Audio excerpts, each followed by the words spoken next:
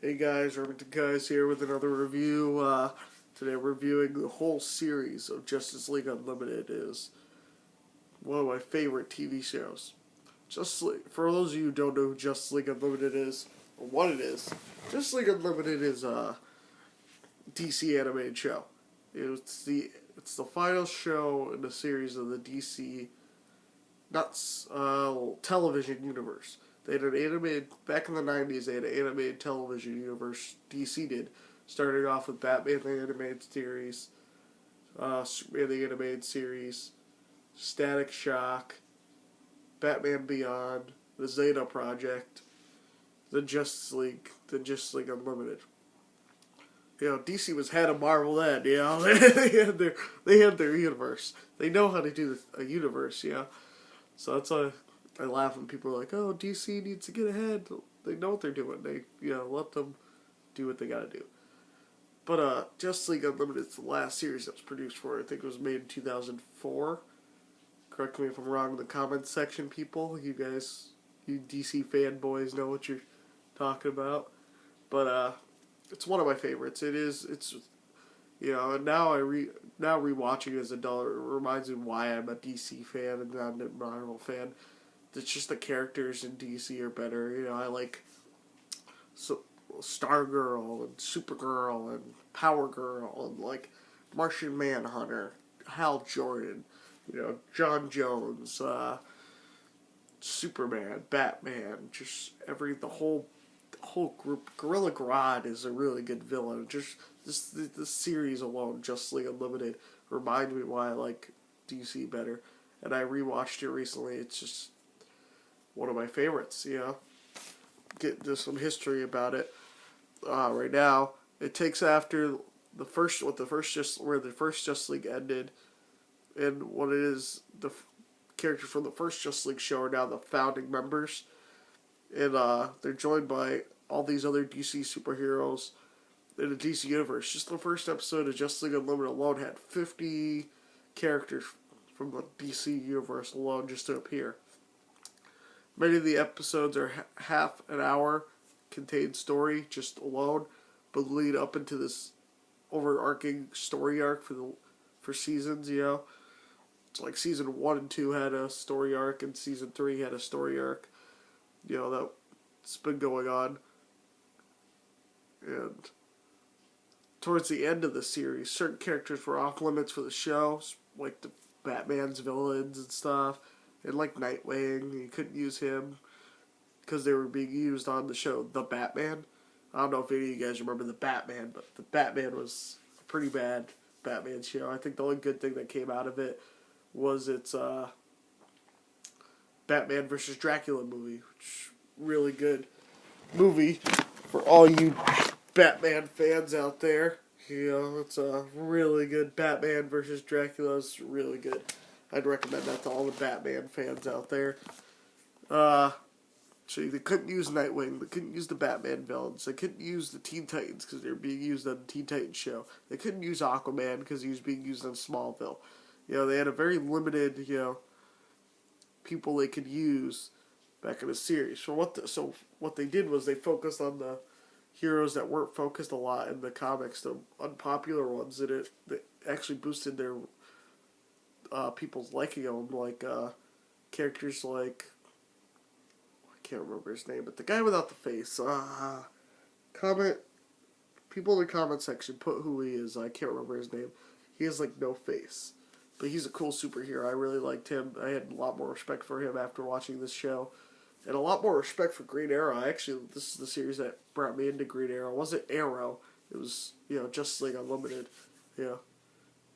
He's just that cool dick that you want as like on your team. He's just really funny. He's delivers the funniest lines. It's pretty cool in the show. But let's get to the story, the plot of the show.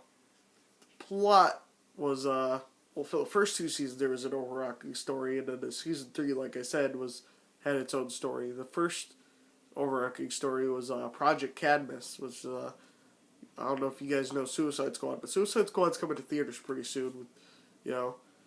shout out to my boy Will Smith. He's gonna be playing Deadshot. That'll be cool. And Jared Leto as Joker.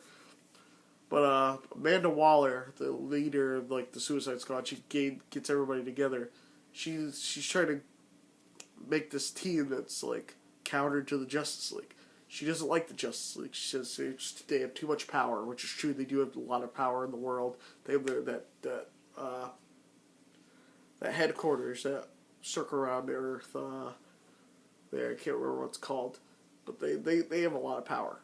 Justice League, everyone knows that.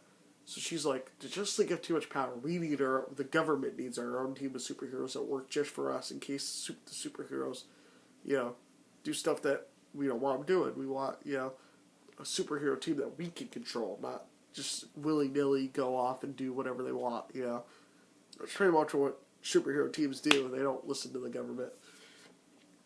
And, so it's just like that. That's what the whole story arc is. Like, she came up with, Super Friends, which, like, everybody remembers the Super Friends, They're, like, Hanna-Barbera's version of the Justice League. I guess it was their version, but they did use, like, actual characters for the Justice League. It wasn't original, And so what they did was the original characters that were created for Super Friends, she made as their little group in one episode. I mean, there's some pretty crazy story arcs going there. But that's not my favorite story arc of the series. My favorite story arc is the Season 3 story arc, which goes into Legion of Doom. The Legion of Doom is taken over, and they're in secret, so the Justice League doesn't know about them yet, but they're doing, like, little crimes here and there, giving the Justice League suspicion that Lex Luthor and Gorilla Grodd have their own little, thing. And while that's going on, in the Legion of Doom are fighting each other, Who's going to be leader? Lex Luthor or Gorilla Grodd, Who's going to... All these, like, little petty superhero villains, like, they're like, why are we going to listen to these people, We want to do our own thing. We want to make money. They want to take over the world. We have two different goals, I thought that was more interesting than the whole Project Cadmus. I could have saw a few seasons going on them, just fighting and who's going to take over and having a big war. And then the series finale for the show was totally a whole 360. I did not expect what was going to happen in the last two episodes. Basically, what they led us to believe was that Lex Luthor was going to go fuse with Brainiac again, which he did in a previous season. That's what they led you to believe. And me being, as naive as I am, didn't see it coming that Darkseid was the actual villain. And I don't know what DC is, Young Justice ending on Darkseid, and this ending on Darkseid, and the Batman versus Superman movies, World's Finest movies, like, ending on Darkseid, but DC has this thing where Darkseid has to be the end villain, I don't know what it is about him, but it was pretty interesting. I will say, although I didn't like the turnaround, it was pretty cool, to watch it. Basically, Darkseid takes over all the villains, and then he comes for Earth to try to kill Superman. And Superman pretty much goes on loose on him. He's just like, before any other villain I would have held back on, now you can take it. I know you can take it, so I'm not holding back on you. And he just, like, goes ham on him. It's still not enough, The actual person who saves the day in the world is Lex Luthor. He goes to this, like, wall. Spoiler alert. He goes to this wall and, like, gets all the knowledge of the universe on how to defeat Darkseid and stuff. Everything to know. And pretty much sacrifices himself. And Superman goes, we're smart enough for this. We know he's going to come back. But we'll be ready. We're going to be prepared for him, And it really, like, opened up my eyes. Like, I like DC more than Marvel now. It's definitely a thing. Overall, the series is really good. It'll make you like DC more. I'm not gonna lie. I've watched all the animated shows for Marvel. I've watched all the live action Marvel movies. And this one season, just series alone, Justice League Unlimited, is better than anything Marvel's put out. It's really good. It's got good storylines, good characters, good interaction with the characters, Not one point did you say, there's not enough here, or there's not enough there. I mean, it's just all around a really good series. And you get into it real quick, whether you start off at Season 1, or Season 3, or Season 2, you really do get into it. You can come in at any episode. I recommend buying the season box sets, on DVD. They're out right now, and it's a really good series. Probably my favorite character. That's his name. Is the Question. The guy with no face is the Question. That's his name. It took me a while, but that's his name. Is the Question. He's probably my favorite character of the series. Is the Question. And second favorite runner-up would be Stargirl, because she's pretty cool.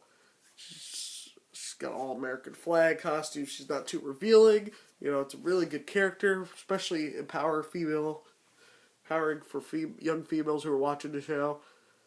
And it's a really good series. But what do you guys think? Have you guys seen the show? Do you guys like DC? Do you guys even like the Justice League? I know some people like DC and just don't like the Justice League at all. Comment below and let me know.